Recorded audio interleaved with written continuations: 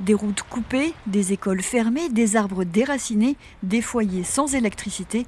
La tempête Nils a traversé le Tarn, laissant derrière elle de nombreux dégâts, mais aucun blessé. Cette maison d'habitation a été endommagée par la chute d'un arbre. La locataire du logement a découvert au matin son salon éventré. Nous, on s'occupe bien sûr de reloger cette dame qui est venue en mairie. On a sécurisé, on l'a rassurée parce qu'elle est quand même un peu choquée par ce qui est arrivé.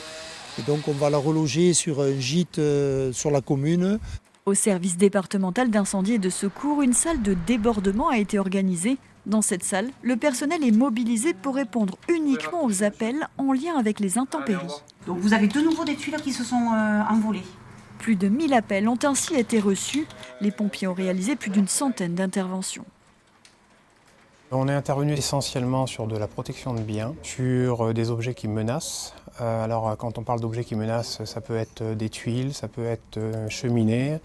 On a également des antennes, on a des lignes alors, soit télécom, soit des lignes EDF. 17 000 foyers ont été privés d'électricité. C'est le cas chez cet habitant de Swell. Un sapin n'a pas résisté aux rafales de vent. Il est tombé dans son jardin.